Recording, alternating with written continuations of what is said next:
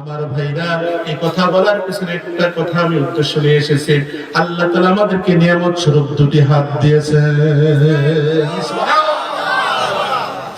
এই যে দুটি হাত, দুটি পা, এর চেয়ে গুরুত্বপূর্ণ অঙ্গ হলো দুটি চোখ, ঠিক না? প্রত্যেকটাই গুরুত্বপূর্ণ।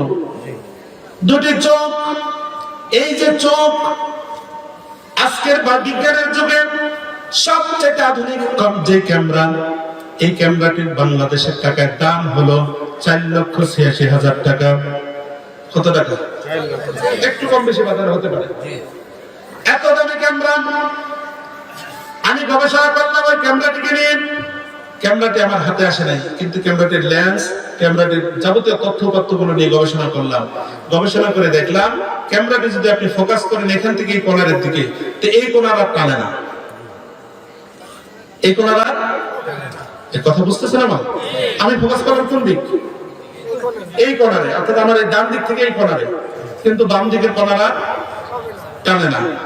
এবার আমি নিজেকে নিয়ে গবেষণা করলাম।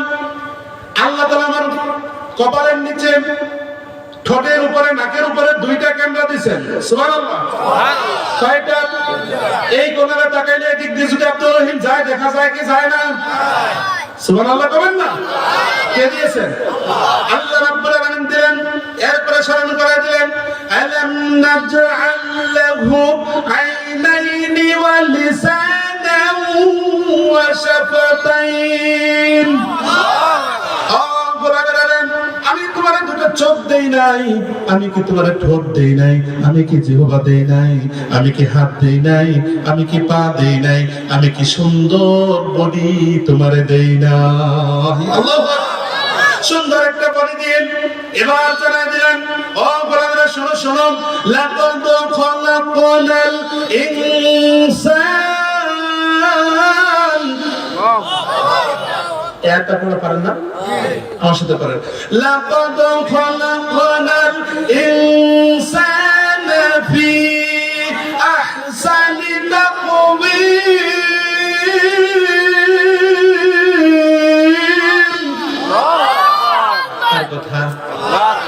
আপনারা বিরক্ত হচ্ছেন? বিরক্ত হচ্ছেন? এটা হাত তুলে দেখেন তো কারা কারা বিরক্ত হচ্ছেন। আল্লাহু আকবার, আল্লাহু আকবার। আল্লাহ আমাদের কবুল করে, আমিন। আর অল্প কিছুক্ষণ চলবে তো ইনশাআল্লাহ। আমি আমার সাবজেক্টের গোড়ায় গিয়ে শেষ করে দেব। সাবজেক্টের উপর বিস্তারিত আলোচনা করব না। ওটাও করা লাগবে? আরে বাবা রে, মোর জোর আছে গো। আল্লাহু আকবার। তবে এটা জাপানি কাজ। আল্লাহু আকবার, আল্লাহু আকবার। বয়স কত গো আপনার? বয়স তো আমি মন দিলে এনে জ্বালাই দি কইতো না। আমি দি গেলাম। আতাটা কওয়ালে ঠিক না। তাও 90 হবে তো। 100 এর উপরে। 100 এর উপরে? আল্লাহ আল্লাহ। 90 এর উপরে?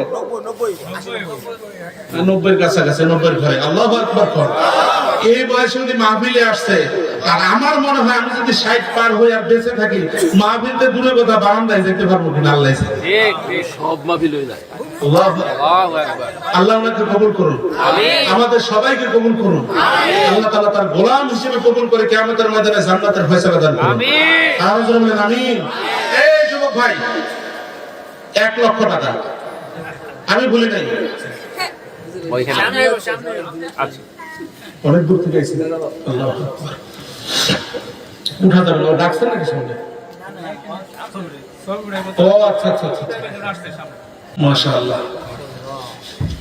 তো বলছিলাম, আল্লাহ রাব্বুল আলামিন আমাদেরকে তৈরি করার পরে ঘোষণা দিলেন, আমি দুনিয়ার মানুষগুলোকে অতি উত্তম আকৃতি দিয়ে দান করে দিয়েছি। আর জোরে, ফি আহসানি তাকওয়িম। অতীব সুন্দর এক আকৃতি যিনি দিয়েছেন তিনি কি? আল্লাহু আকবার। কারে দিয়েছেন? আমাদেরকে। এবার বান্দাকে স্মরণ করা দিলেন। একবার বললেন আমি তোমার নিয়ামত দিয়েছি, প্রশ্ন করব, ঠিক কি না? এবার আল্লাহর বান্দাকে আল্লাহ তাআলা উৎসাহিত করছেন। সুবহানাল্লাহ। রব্বুল আলামিন বলছেন গোলামেরা, লাইন শাকারতুম লাযীদান্নাকুম। আল্লাহু আকবার। আমার দেওয়া আম খাইলি, জাম খাইলি, গরুর গোশত, খাসির গোশত, মুরগির গোশত ইত্যাদি গোশত গুলো খাইলে, গরুর দুধ, ছাগলের দুধ, মহিষের দুধ ইত্যাদি দুধ গুলো খাইলে, আর যত রকমের ফল দিছি সব খাইলে, খাবার পরে সাথে সাথে তুই বললে আলহামদুলিল্লাহ।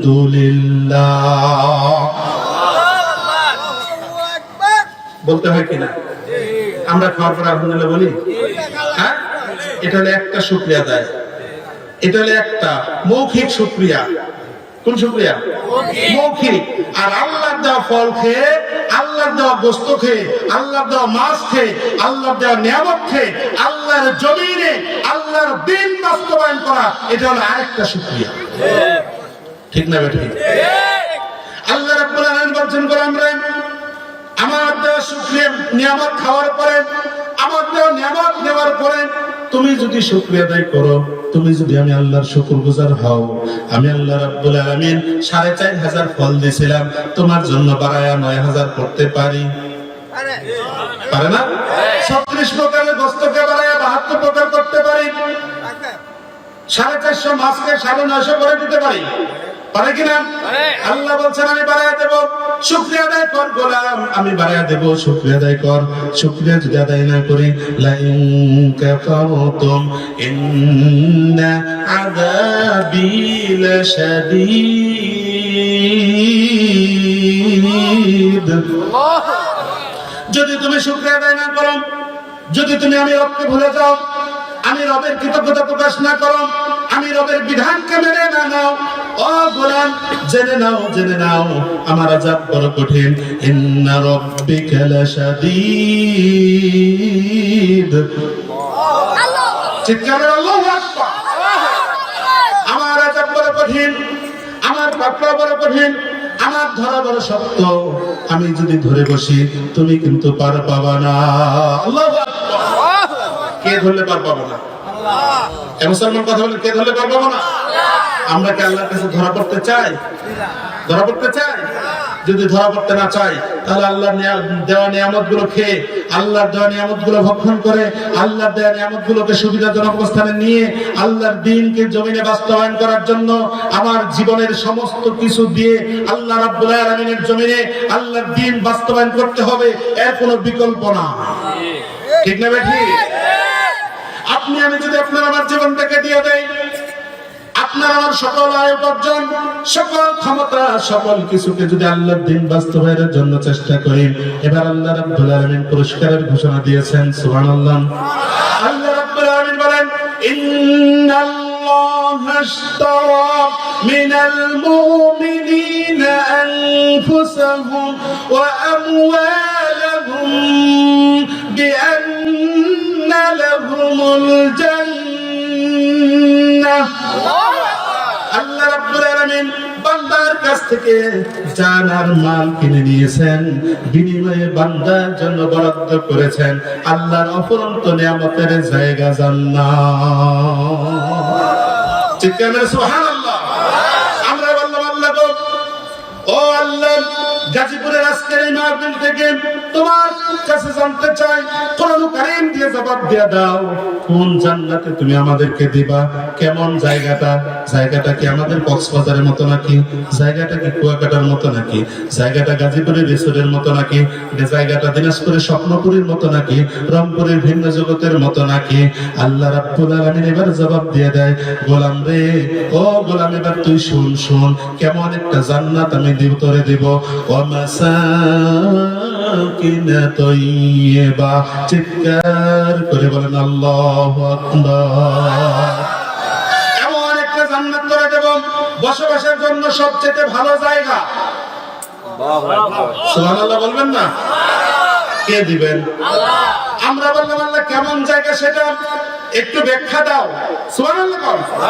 এবার হামিমা সেটা আল্লাহ তাআলা জানালেন, ওয়ালাকুম ফিহা মা তাশতাহি আনফুসুকুম ওয়ালাকুম ফিহা মা তাদউন। কার কথা গো? আল্লাহর কথা। ওয়ালাকুম ফিহা মা তাশতাহি আনফুসুকুম, সেখানে গিয়ে তুমি যা মনে মনে চিন্তা করবে। সুবহানাল্লাহ। যেটা মনে মনে চাবা যেটা মুখ খুলে চাবা, দুইটাই তুমি পাবা। আল্লাহু আকবার। তাফসীরের কিতাব এই আয়াতটা পড়তে গিয়ে আমি আমার উস্তাদকে জিজ্ঞেস করলাম, হুজুর একটু ব্যাখ্যা করেন তো।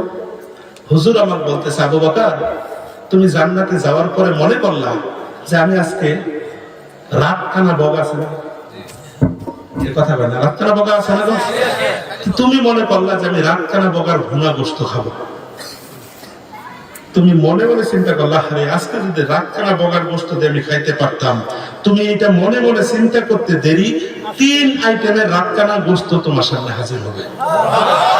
যারা বুঝেন না তারা কালকে বলিয়েন, চিৎকার মেরে কোন সুবহানাল্লাহ। তাহলে অবস্থা যে 3 আইটেম কেমনে? একটা আসবে ভুনা, একটা কালা ভুনা, একটা ঝোল। আল্লাহু আকবার। তুমি কোনটা খাবা? আল্লাহু আকবার। তাহলে আল্লাহ হুজুর আমি খাইলাম, মনে করেন 13টাই খাইলাম, খাওয়ার পরে হাড্ডিগুলো আবার ফেলাই দিবা না? হ্যাঁ, হাড্ডিগুলো ফেলাই দিলে আবার বক হয়ে উড়ে চলে যাবে।